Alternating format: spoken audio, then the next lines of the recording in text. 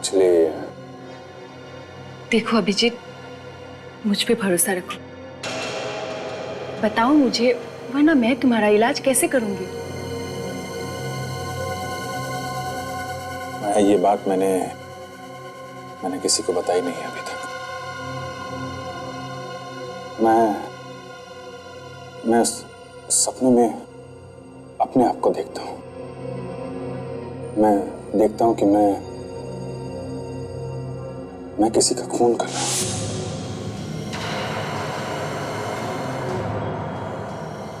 वो भी एक सीआईडी ऑफिसर की तरह नहीं, एक अपराधी की तरह। तुम जानती हो कि मुझे पुरानी बातें याद नहीं रहती। 13 साल पहले की जो भी बातें मुझे याद आती हैं, उसमें मैं अपने आप को खूनी की तरह देखता हूं। एक सीआईडी ऑफिसर जो पहले अपराधी था।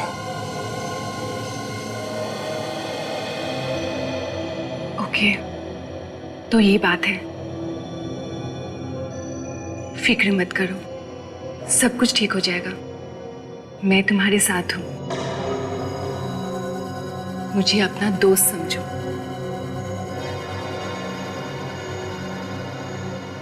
दोस्त?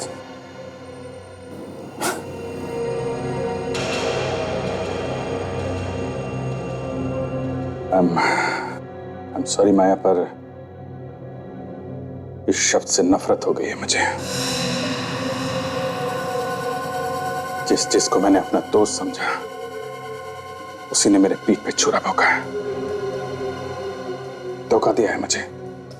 ऐसा क्यों कह रहे हो? इतने साल सीआईडी में साथ वक्त बिताया, साथ काम किया, और आज जबकि मुझे उनकी सबसे ज्यादा जरूरत है तो क्या किया उन्होंने? मुझे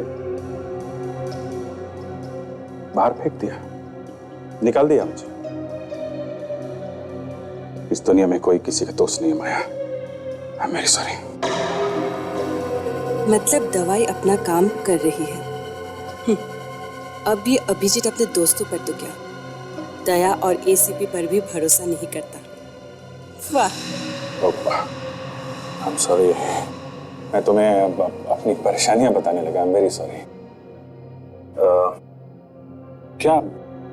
क्या बताने वाली थी तुम? तुमने मुझे यहाँ बुलाया तो कुछ बताना चाहती थी ना मुझे तुम?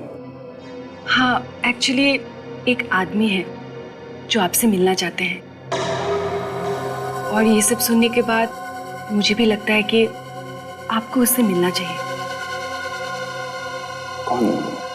कौन है आदमी?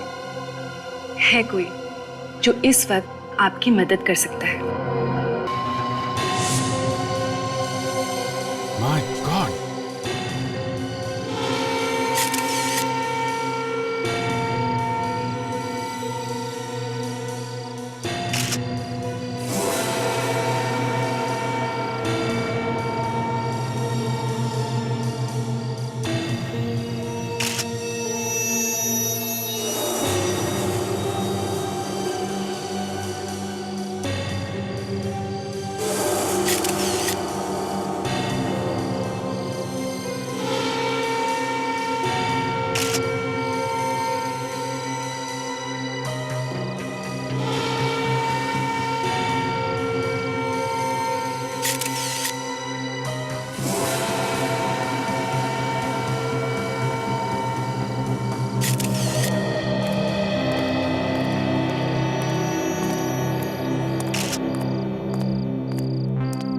सर,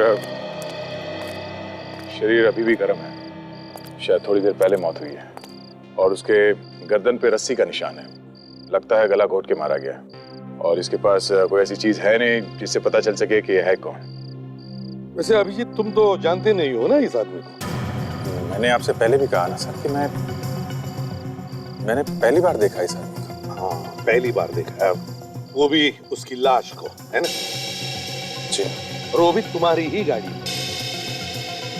जी हाँ, गाड़ी तो मेरी ही है, लेकिन सर मैंने कहा ना कि मुझे पता नहीं चला सर, ये लाश अंदर कैसे आ गई। है ना, बड़ी अजीब बात है। कि अभिजीत की गाड़ी की पिछली सीट पर एक लाश थी और अभिजीत को दिखाई नहीं पड़ी। मैंने ध्यान नहीं दिया सर। और तुमने बताया कि जब तुमने गाड़ी होटल में पार्क की थी तब तो इलाज गाड़ी में नहीं थी। सर अगर उस वक्त पता चल जाता तो मैं आप लोगों को उसी समय फोन कर देता। हाँ। अच्छा, तुम वहाँ उस होटल में कितनी देर तक थे?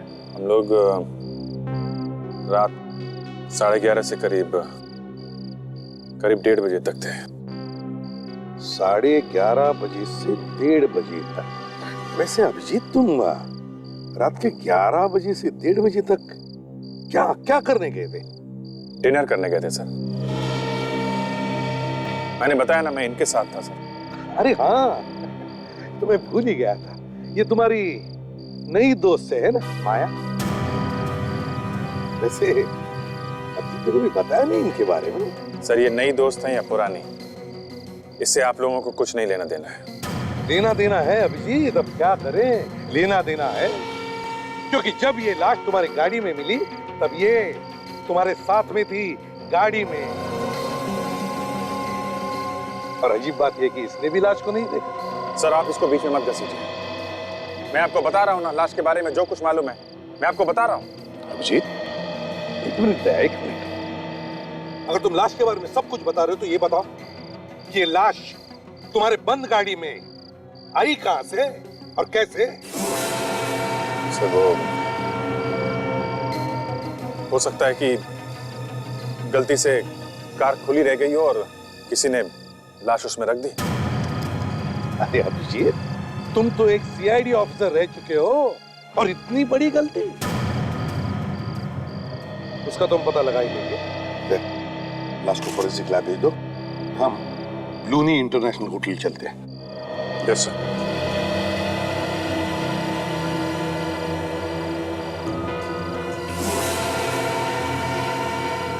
चलो गए।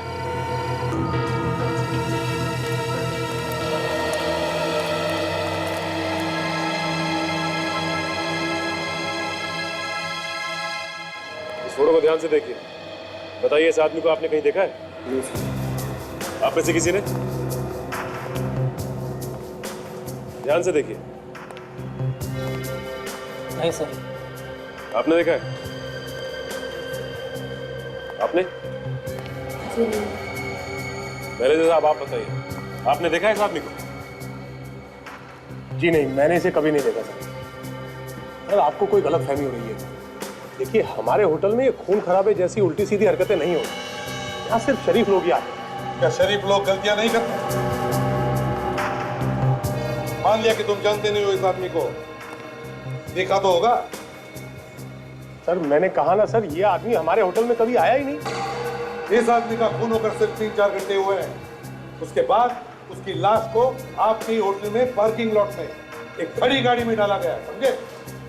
सर हो सकता है कि जिसकी गाड़ी से ये लाश बरामद हुई है खून उसी ने किया हो। जितना पूछा है ना उतना ही जवाब दो, समझे? ज्यादा दिमाग चलाने की जरूरत नहीं है। लाश आपके होटल के पार्किंग लॉट में मिली है, आपके होटल के। सर ये भी तो हो सकता है कि ये आदमी होटल तक पहुंचा ही ना हो, जैसे किसी ने बाहर ही मार दिया। हो सकता है। चलिए हमारे साथ दिखाइए हमें तुम्हारे होटल का पार्किंग लॉट। भाई साहब, इस पार्किंग लॉट के सिक्योरिटी गार्ड आप ही हैं? जी सर। इस फोटो को देख के बताओ कि इस आदमी को तुमने यहाँ आते जाते देखा है क्या? नहीं सर। ध्यान से देखो, अभी 3-4 घंटे पहले ये आदमी यहाँ पर था। नहीं साहब, ये आदमी चल के तो अंदर नहीं आया, गाड़ी में आया होगा तो कह नहीं सकता। सर अगर ये आदमी गाड़ी में यहाँ पे आया होगा तो उसकी गाड़ी पार्किंग लॉट में ही होगी सर। हाँ बिल्कुल। काम करो, पार्किंग लॉट में जितनी भी गाड़ियां हैं पता लगाओ क्या ये सारी गाड़ियां इस होटल के गेस्ट की है क्या? सर मुझसे पूछिए ना, मैं बताता हूँ सर। सर इनमें से आधी गाड़ियाँ तो हमारे होटल के स्टाफ की हैं और आधी गाड़ियाँ उन लोगों की हैं जो हमारे होटल में रुके हुए हैं सर। तो सचिन, मैनेजर साहब के साथ जाओ और होटल में जितने भी गेस्ट हैं सबसे जाकर के पता लगाओ कि उनकी कौन सी गाड़ियां हैं। चलिए। सर ऐसा भी हो सकता है कि मरने वाला आदमी और खूनी एक साथ ही होटल में आए हो, एक ही गाड़ी में। क्या तुम कहना क्या चाहते हो, जल्दी बता। तो फिर खूनी ने यहाँ पे उस आदमी का खून कर दिया और खून करने के बाद उसकी लाश को अभिजीत सर की गाड़ी में डाल दी और फिर यहाँ से भाग गए। हो सकता है उन्हीं ने लाश को अभिजीत के गाड़ी में डाला और यहाँ से भाग गया, लेकिन अपनी गाड़ी में विवेक, अपनी ही गाड़ी में। होटल के अंदर जितनी भी गाड़ियां आती जाती हैं, उन सब के नंबर नोट करते हो तुम? हाँ साहब, सब कुछ लिखा हुआ है। विवेक रजिस्टर चेक करो, देखो पिछले 3-4 घंटों में कितनी और कौन सी गाड़ियां अंदर बाहर।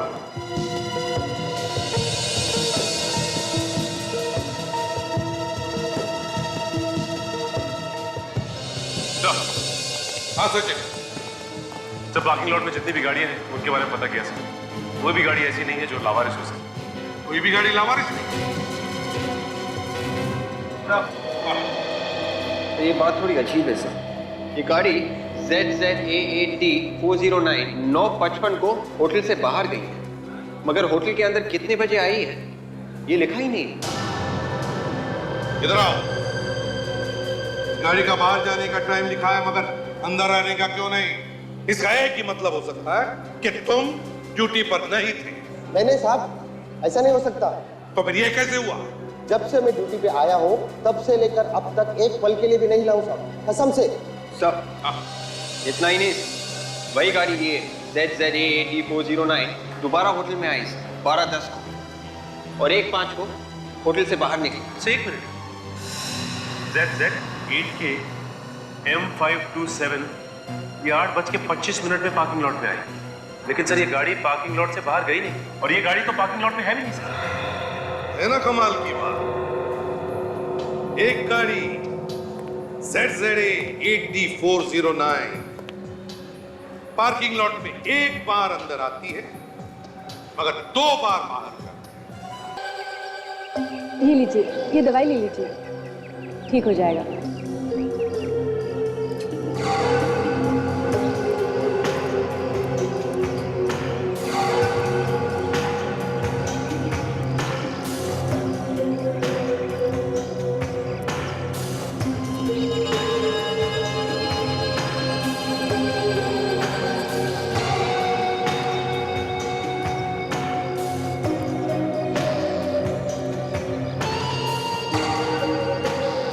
हेलो अभिजीत।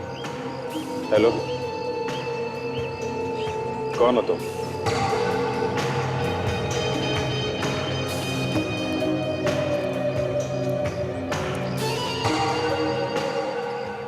पूछताछ की आदत जाएगी नहीं तुम्हारी। हाय, अमित नाम है मेरा। अमित, क्या बात है? क्यों मिलना चाहते हो मुझसे तुम? माया ने मुझे बताया कि पिछले दिनों तुम्हारे साथ क्या हुआ, सुनकर बहुत तकलीफ हुई। सालों की सीआईडी की वफादारी काम नहीं आई तुम्हारी। उन्हीं लोगों ने तुम पर शक किया जिन पर तुमने सबसे ज्यादा भरोसा किया। माया, मैंने तुम्हें दोस्त होने के नाते ये सब बताया और तुम सारी दुनिया में ढिंडोरा पीट रही हो। हैं? अभिजीत, ये मेरे भाई हैं, आप इन पे पूरा भरोसा कर सकते हैं। ये सिर्फ आपकी मदद करना चाहते हैं। हाँ अभिजीत, मेरे पास तुम्हारे लिए एक बहुत बड़ी ऑफर है। ऑफर? मैं कुछ समझा नहीं। एक ऐसा ऑफर जिसमें तुम उन सीआईडी के सभी लोगों से बदला ले सकते हो जिन्होंने तुम्हारा भरोसा तोड़ा है। पर तुम्हें मेरी इतनी चिंता क्यों है? हा? तुम क्यों कर रहे हो ये सब मेरे लिए? मैं कुछ नहीं करने वाला, करना सब कुछ तुम्हें ही होगा अभिजीत। मैं तो केवल तुम्हें ऑफर दे रहा हूं, और वो भी इसलिए अभिजीत क्योंकि तुम मेरी बहन के दोस्त हो, वरना राह चलते लोगों की मदद करना मेरी आदत नहीं है। हाँ अभिजीत, ये बहुत ही अच्छा मौका है, प्लीज ना मत कहना।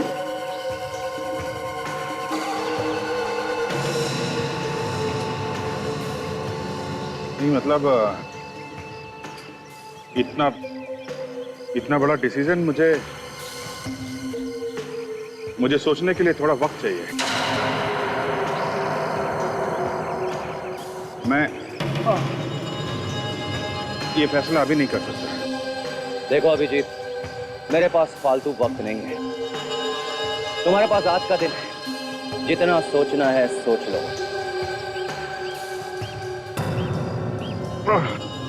ओ माँ, चलिए, मेरा सर दर्द बहुत बढ़ रहा है, मुझे थोड़ा आराम चाहिए। मैं अभी जाता हूँ। अभिजीत, यहाँ पास में एक जगह है, आप आराम कर सकते हैं। चलिए, मैं आपको लेके चलती हूँ। मैंने तुम्हें कहा था ना अभिजीत के ऊपर नजर रखने के लिए। हाँ? उसे कोई भी जरूरत हो तो मुझे बताना। कहा था कि नहीं? अभिजीत के बारे में कुछ भी पता चले तो फौरन मुझे फोन करना। हाँ, मैं जानता वो ठीक है, मगर आजकल काफी परेशान रहता है, पता नहीं क्या कर बैठेगा। क्या?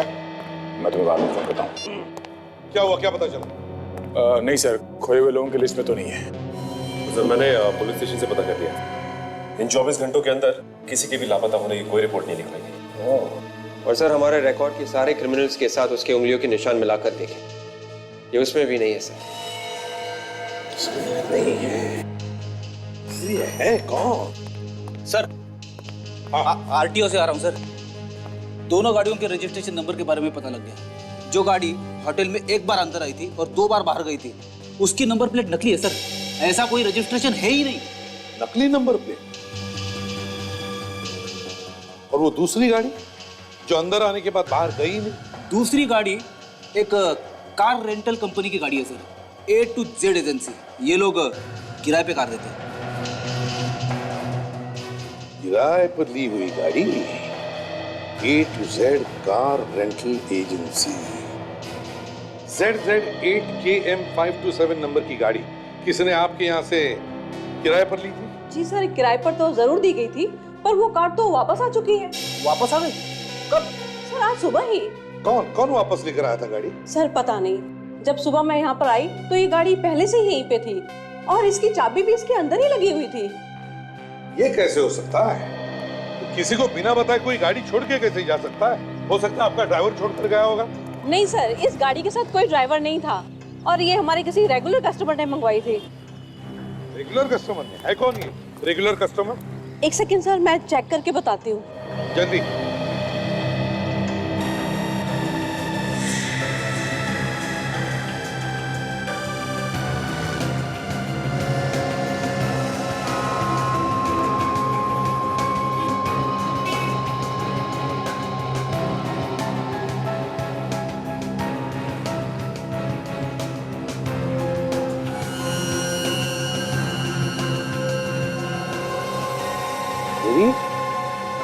ये देखो, दम जैसे लग रहा है। लगता है किसी ने असली नंबर प्लेट पर नकली नंबर प्लेट चिपकाई है। ये वही गाड़ी है सर जो एक बार अंदर आई और 2 बार बाहर गई। ये गाड़ी पहले असली नंबर प्लेट से होटल के अंदर आई, फिर वहां पर असली नंबर प्लेट के ऊपर नकली नंबर प्लेट चिपकाई गई, फिर ये गाड़ी बाहर गई, अंदर आई और दोबारा बाहर गई नकली नंबर प्लेट के साथ। सर? हाँ सर, ये कार एक होटल से मंगवाई गई थी, होटल ब्लूनी इंटरनेशनल। देखिए सर। Hotel Bluni international? जी। मेरी तो वही होटल है ना, ब्लूनी इंटरनेशनल, जहां पर अभिजीत की गाड़ी में लाश डाली गई। Yes sir. किसने बुकिंग की थी इस गाड़ी? सर पता नहीं, यहाँ नाम पता तो कुछ नहीं लिखा, पर सर ब्लूनी इंटरनेशनल से इतनी गाड़ियों की बुकिंग होती है कि हम फोन पे ही गाड़ियाँ बुक कर देते हैं, कोई नाम पता नहीं पूछता। दया को फोन करो और कहो कि वो होटल ब्लूनी इंटरनेशनल जाए और पूछताछ करे इस गाड़ी के बारे में। हमें पता चला कि 10 तारीख को A to Z कंपनी से यहाँ पे एक गाड़ी भेजी गई थी। हमें ये पता करना है कि ये गाड़ी किसके लिए मंगवाई गई थी और उस आदमी का नाम क्या है, जरा चेक करके बताओ। जी सर।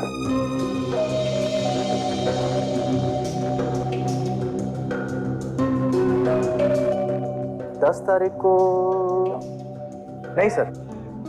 सर 10 तारीख को तो कोई भी कार नहीं मंगवाई थी। सर ये देखिए, आखिरी बुकिंग 8 तारीख की थी और 302 नंबर में जो गेस्ट ठहरे हुए हैं उनके लिए गाड़ी मंगवाई थी। क्या तुमने मंगवाई थी? नहीं, 10 तारीख को तो मैं यहाँ था ही नहीं। सुनो मिस्टर, 10 तारीख को यहाँ से किसी ने फोन किया था और A to Z कंपनी ने यहाँ पे गाड़ी भेजी थी। क्या गड़बड़ है मालूम नहीं, मगर पता करो और बताओ हमें 10 तारीख को ये कार किसने मंगवाई थी। सर हमारा यकीन कीजिए सर। सर हम लोगों में से किसी ने फोन नहीं किया। सर ये भी तो हो सकता है कि ये फोन यहाँ से ना किया गया और फोन करने वाला अच्छी तरह से जानता था कि होटल का नाम लेने से गाड़ी आसानी से मिल जाएगी। सचिन, वो जो कोई भी है इसी होटल का है। सर एक मिनट सर याद आया, उस दिन A to Z कंपनी के ड्राइवर को मैंने होटल में आते हुए देखा था, लेकिन महेश ने उसे बाहर ही रोक लिया। महेश? कौन है ये महेश? महेश इसी होटल में काम करता है, पहले ट्रेवल डेस्क पे हमारे साथ ही था। इसका मतलब ये सारे के सारे नंबर उसके पास होंगे और वो कभी भी आसानी से गाड़ी बुक करवा सकता है। जी सर। इस वक्त महेश है कहाँ? आज तो महेश आया नहीं है, मैनेजर साहब उसे सुबह से ढूंढ रहे हैं, फोन भी नहीं उठा रहा। सचिन, लगता है यही वो आदमी जिसे हम ढूंढ रहे हैं। इसका घर का एड्रेस बताना। यार सारुंखे, इस आदमी को पहचानना मुश्किल हो गया है, कहीं से भी कुछ भी पता नहीं चल रहा है। हम किस लिए बॉस? हम मदद करेंगे ना। वो कैसे? एक मिनट, ये इस आदमी के चेहरे को जरा गौर से देखो। बॉस, मुझे लगता है इसने मरने से कुछ वक्त पहले ही शेव की, और ये देखो, इस शेव की वजह से ही इसके चेहरे पर ये कट भी लगा हुआ है। इसमें कौन सी बड़ी बात है डॉक्टर साहब? इसने पुरानी ब्लेड से दाढ़ी की होगी। नहीं ब्रेडी, बात पुरानी ब्लेड की नहीं है। बॉस जरा गौर से देखो इसके चेहरे को। दाढ़ी के नीचे की स्किन चेहरे की बाकी की स्किन से ज्यादा गोरी है। तो बहुत दिनों बाद इसने दाढ़ी की है। और एक बात, ये जरा देखो इसके नाक पर ये दोनों तरफ निशान। सड़की तो चश्मा पहनने की वजह से हुए निशान। एग्जैक्टली, पूरे वक्त चश्मा लगाने से इंसान की नाक पर निशान बन जाते हैं ऐसे। देखो, इसकी नाक पर भी ऐसे ही निशान है। और इतना नहीं, इसकी आंख में प्रॉब्लम है। हाँ सर, इसकी आंखों में से हमें वो केमिकल मिला है जो कॉन्टैक्ट लेंसेज पहनते और निकालते वक्त इस्तेमाल किया जाता है। एक बात और बात, इस आदमी के गालों पर से मुझे कुछ चिपचिपा गम जैसा मिला है। देखो अभी भी लगा हुआ। हाँ सारुंखे, गम तो है। इसने अपनी असली दाढ़ी निकालकर नकली दाढ़ी चिपकाई, चश्मा निकालकर कॉन्टैक्ट लेंसेज लगाए। क्यों? क्या जरूरत पड़ी इसे अपना हुलिया बदलने की?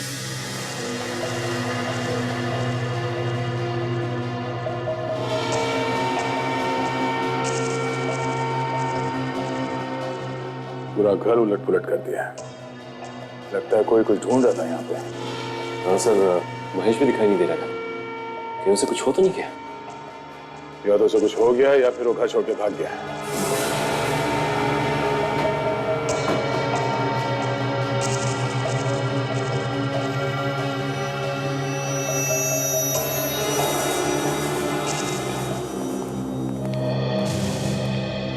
अब जरा ध्यान से देखिए इन फोटोग्राफ्स को, गौर से देखिए और बताइए, क्या यह आदमी यहाँ आपकी होटल में किसी कमरे में ठहरा था?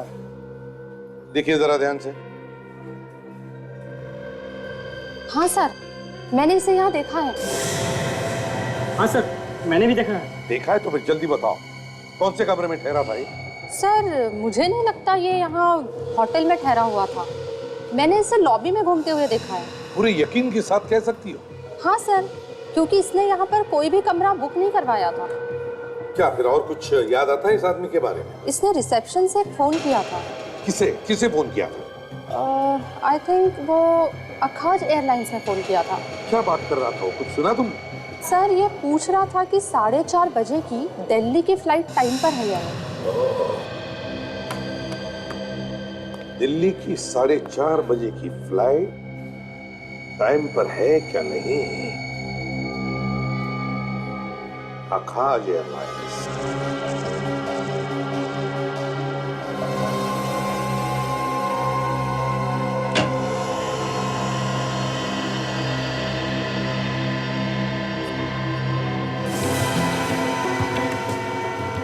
सचिन। हाँ सर, जरा इसको पकड़ो।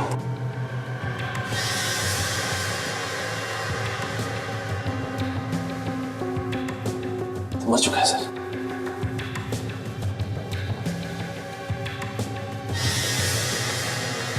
इतने सारे पैसे ये खूनी से मार के गया, लेकिन ये पैसे लेके नहीं गया। इसका मतलब वो कुछ ढूंढने आया था, चोरी करने।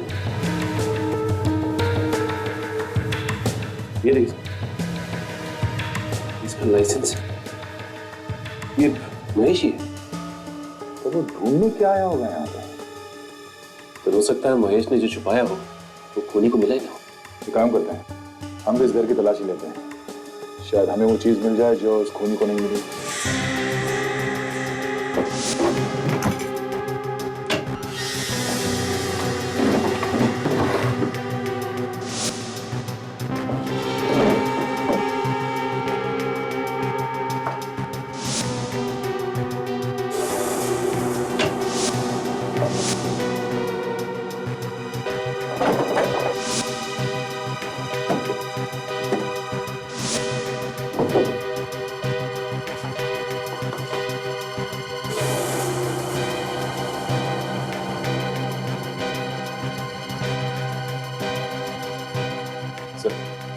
यहाँ तो कहीं कुछ नहीं मिला। ये देखो, इतनी पुरानी रुई।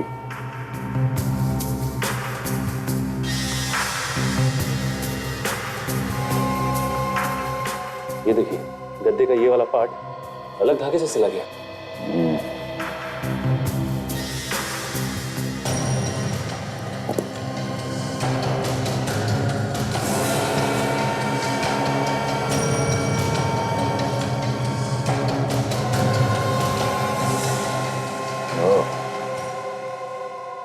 कमरा नंबर 225, होटल ब्लूनी इंटरनेशनल। आकाश एयरलाइंस से 10 जनवरी को दिल्ली जाने वाली फ्लाइट से ऐसे कितने पैसेंजर्स थे जिन्होंने अपनी टिकट बुक की थी पर फ्लाइट में नहीं गए? सर एक मिनट चेक करके बताती हूँ।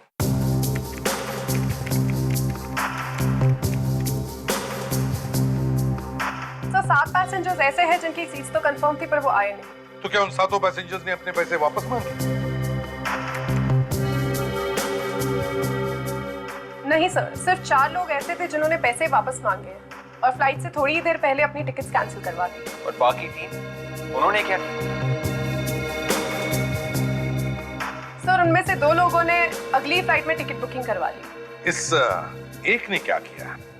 सर उसने ना ही टिकट कैंसिल करवाई ना ही तो पैसे वापस लिए। क्या नाम क्या है इसका? है कौन ये?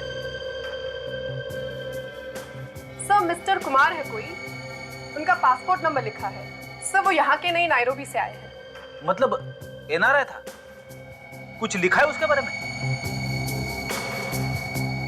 सर उनका टिकट नायरोबी से मुंबई का था और फिर यहाँ से वो दिल्ली जाने वाले थे। अगर ये दिल्ली जाने वाला था तो फिर मुंबई में क्यों रुका? सर उनका फोन आया था, वो बता रहे थे कि नायरोबी से आने के बाद वो 8 घंटे मुंबई में रुकेंगे और फिर यहाँ से दिल्ली जाएंगे। 8 घंटे वो मुंबई में रुकने वाला था और फिर दिल्ली जाने वाला था। अच्छा, करने वाला क्या था वो 8 घंटे मुंबई में? किसी होटल में रहने वाला था क्या? कोई नाम वाम दिया है उसने? नहीं सर, होटल के बारे में तो नहीं पर उनके वापसी की टिकट के बारे में लिखा हुआ है। क्या? सर 1 हफ्ते बाद वो दिल्ली से हांगकांग जाने वाले हैं। 1 हफ्ते बाद दिल्ली से हांगकांग जाने वाला था? अच्छा, मिस्टर कुमार, नैरोबी वाला। इस कुमार की पूरी जन्म पत्रिका चाहिए मुझे।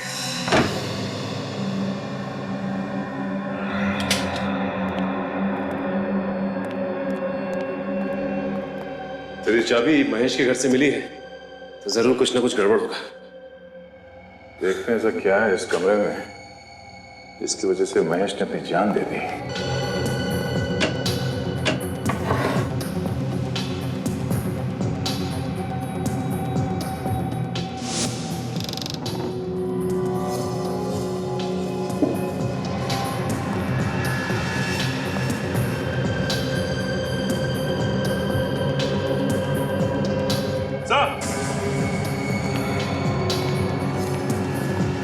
ये देखिए, ट्रिमर और ये रेजर।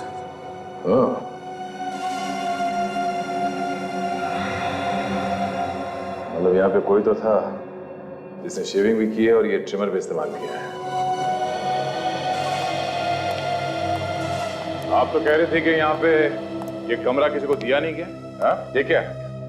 सच सच बताइए, कौन था यहाँ पे? सर मेरा यकीन कीजिए, मैं आपसे सच क्यों छुपाऊंगी। ये कमरा रिजर्व है। ये कमरा तो हम बिना पूछे किसी को नहीं देते, ना ही दे सकते हैं। जब तक हम मैनेजर साहब और मालिक से नहीं पूछते, हम ये कमरा किसी को नहीं देते। तुम्हारे मैनेजर को बुलाओ जरा। सर वो कुछ जरूरी काम से बाहर गए हैं, कल ही आएंगे और उनका फोन भी बंद है। लगता है ये मैनेजर और महेश मिले हुए हैं आपस में। अच्छा, महेश ही जानता था कि कमरा रिजर्व है और हमेशा बंद रहता है? हाँ सर, लेकिन ये तो होटल में सभी जानते हैं। और इस होटल के मालिक मिस्टर सम्राट, वो कहाँ हैं? उनसे बात कर सकते हैं? सर सम्राट सर तो पनवेल में हैं। कल रात उनके इकलौते बेटे ब्लूनी पर हमला हुआ था। वो हॉस्पिटल में है और उसकी हालत बहुत खराब है। वो आईसीयू में है। ब्लूनी पे भी हमला हुआ? कैसे? अच्छा, तो कुमार पैसे लेता था खून करने के लिए? Contract killer? हाँ सर, नायरोबी पुलिस ने पक्की खबर दी है सर कि कुमार एक बहुत ही पहुंचा हुआ सुपारी किलर था सर। वो कभी भी कहीं पे भी कोई भी सबूत नहीं छोड़ता था, इसलिए वो आज तक गिरफ्तार नहीं किया जा सका था। सर, नैरोबी का कॉन्ट्रैक्ट किलर यहाँ मुंबई में क्या करने आया होगा, और वो भी सिर्फ 8 घंटे के लिए? किसी को मारने के लिए आया होगा वो फ्रेडी। अगर नसीब खराब, खुद ही मारा गया। पर सर, कुमार अपनी असली दाढ़ी मूंछ और चश्मा निकाल के नकली दाढ़ी मूंछ और कॉन्टैक्ट लेंसेज क्यों पहनेगा? उसे तो यहाँ पे कोई पहचानता नहीं होगा।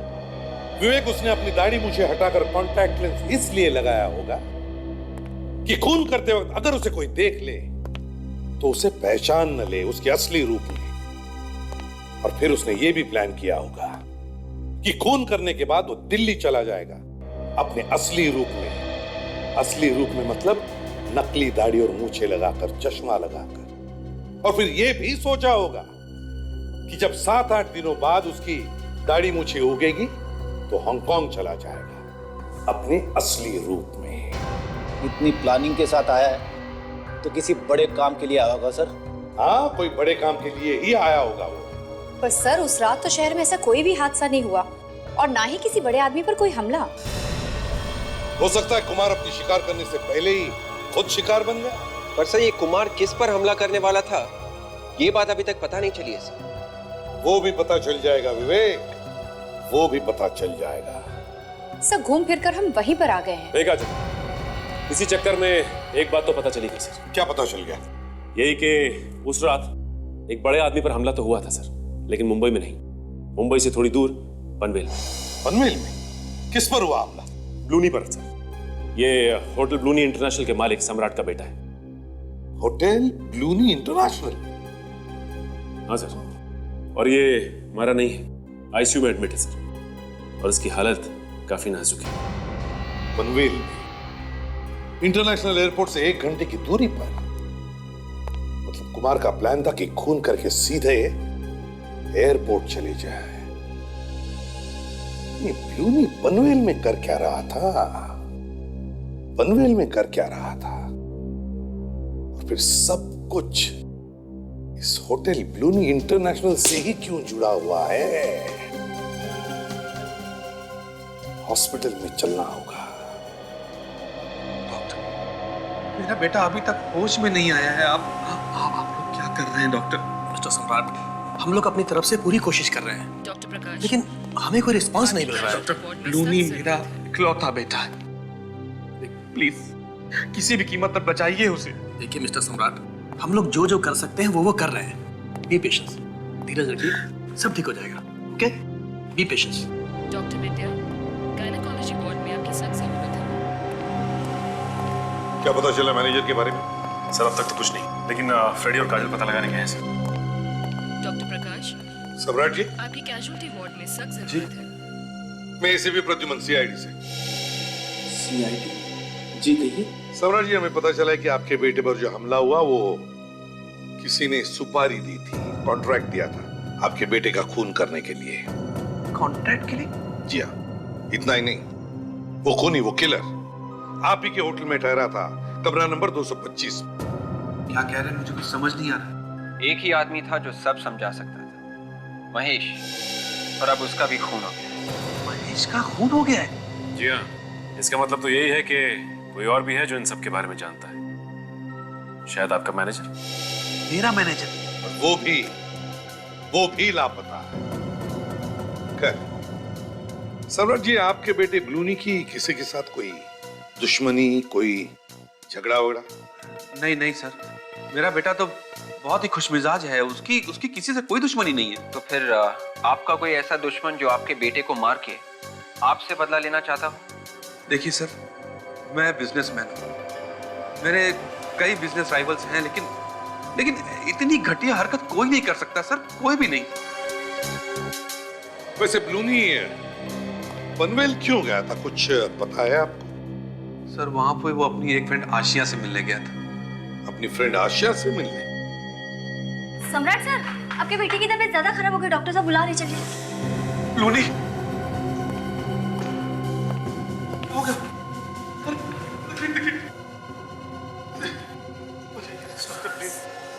सम्राट जी अपने बेटे को लेकर काफी परेशान है सर। मुझे नहीं लगता कि ये इस वक्त कुछ बता पाएंगे।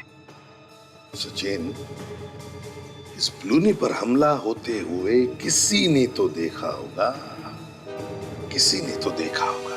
हर शुक्रवार को सिद्धांत ऑफिस से 10 बजे आता था। उस दिन भी वैसे ही 10 बजे आ गया था और आते ही उसने आशिया को तैयार होने के लिए बोला। वो लोग पार्टी में जाने वाले थे। तो क्या ब्लूनी भी जाने वाला था पार्टी में सिद्धांत और आशिया के साथ, इसलिए वो यहाँ पर आया था? बड़े बाप की बिगड़ी हुई औलाद रात रात भर हमारे घर के चक्कर काटता रहता था। कितनी बार मैंने मना किया उसे, पर बेशर्म मानता ही नहीं था। इस घर के चक्कर लगाता था वो? क्यों? सर, मेरी बहू ब्लूनी के बाप के होटल में पहले काम करती थी। ब्लूनी उससे शादी करना चाहता था, इसलिए पागलों की तरह हमारे घर के चक्कर काटता रहता था। ब्लूनी आशिया से शादी करना चाहता था? ये सब आपको बताया किसने? मुझे किसी और से पता करने की जरूरत नहीं पड़ी। होटल का मैनेजर आया था ब्लूनी का संदेशा लेके। मैनेजर? फिर क्या हुआ? फिर क्या, बेटे ने उसे भगा दिया। तो उसकी किस्मत अच्छी थी कि मारा नहीं उसे। अच्छा ये बताइए, जब सिद्धार्थ और आशिया पार्टी में जाने के लिए निकले तब क्या हुआ?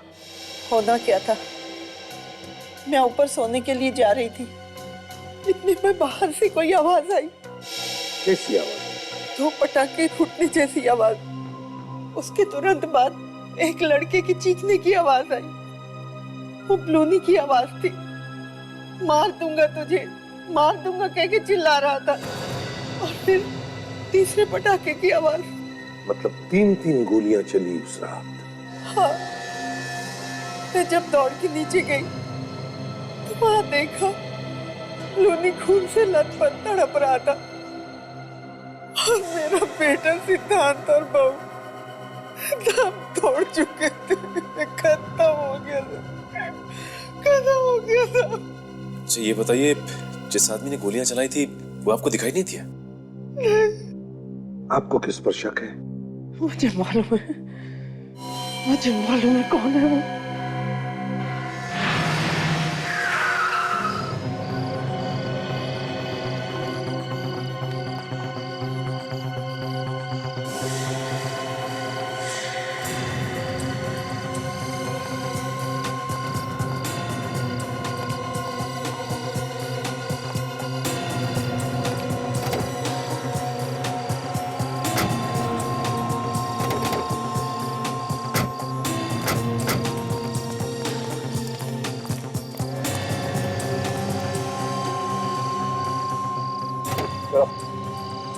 चलो बाहर निकलो।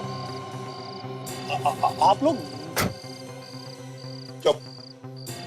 शादीशुदा औरतों के घर रिश्ते लेकर जाते हो? हाँ? मैं रिश्ते ले चलो इसे।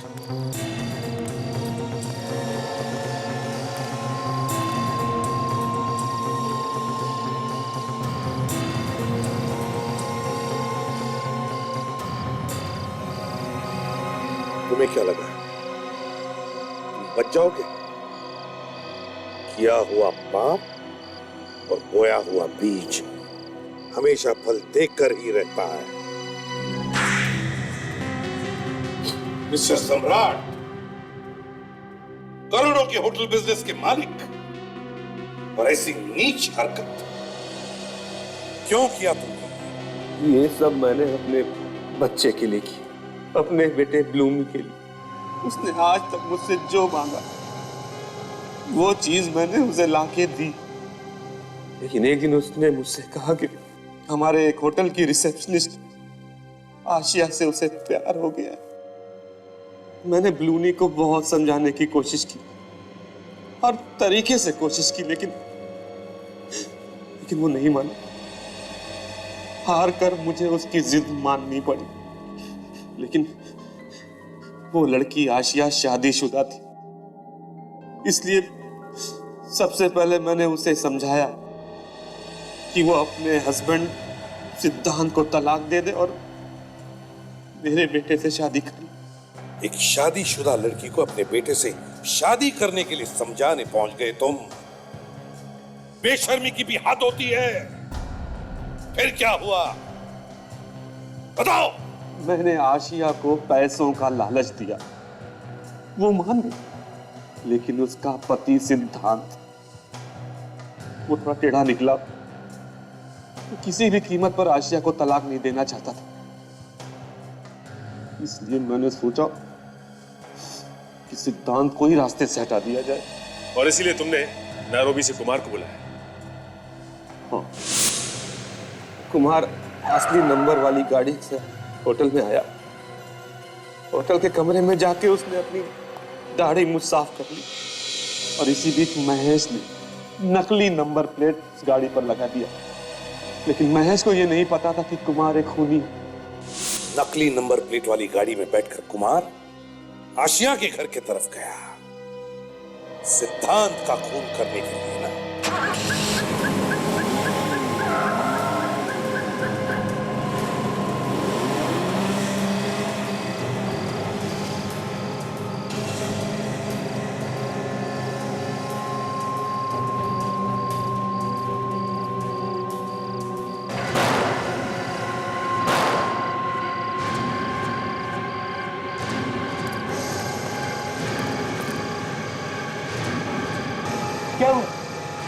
क्या हुआ? रुक!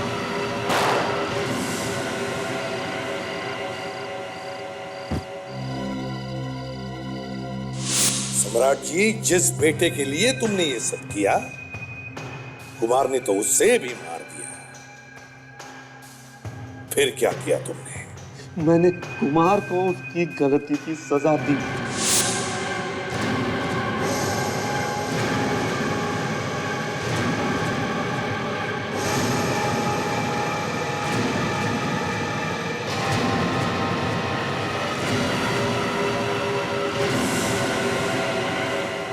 महेश तो तुम्हारा ही आदमी था, फिर उसे क्यों मारा? वो जरूरत से ज्यादा जान गया था। अपने बेटे के प्यार में अंधे होकर तुमने 3 खून किए। उसके बदले में क्या मिला तुम्हें? खो दिया ना अपने ही बेटे को। फांसी से भी बढ़कर सजा मिली है तुम्हें। अब जिंदगी भर जेल में सड़ते रहना उसी बेटे की याद में।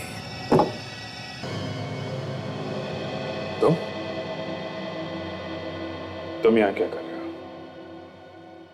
यही बात मैं तुमसे पूछ रहा हूं। तुम यहां इस मेंटल हॉस्पिटल में क्या कर रहे हो अभिजीत? मेरे लिए सबसे अच्छी जगह यही है, मुझे यही होना चाहिए। तुम ऐसी बातें क्यों कर रहे हो? हा? मैं तुम्हें यहां रहने नहीं दूंगा, तुम चलो मेरे साथ। अभिजीत, तुम्हें कुछ नहीं हुआ है, तुम ठीक हो। जल्दी से सामान लो और चलो यहां से, प्लीज। मैं कहीं नहीं जा रहा, और ये दोस्ती का ड्रामा बंद कर दे। उस वक्त ये दोस्ती कहां चली गई थी जब एसीपी साहब ने मुझे सीआईडी से निकाला था? है? कितना भरोसा किया था मैंने तुम पे। मुझे नहीं पता था कि तो उसकी आड़ में इतना बड़ा दुश्मन छुपा बैठा है। दुश्मन छुपा बैठा? हाँ? मैंने तुम्हें कितनी बार तुम्हारे सरदर्द के बारे में पूछा, तुमने बताया मुझे? हाँ? हर बार तुम टालते रहे। और एसीपी साहब ने तुम्हें सीआईडी से निकाला नहीं है। वो चाहते हैं कि तुम आराम कर लो और फिर वापस आओ। कौन क्या चाहता है मुझे सब पता है। तुम्हें जो समझना समझ लो, मगर मैं तुम्हें यहां रहने नहीं दूंगा। तुम्हारा बैग का, चलो।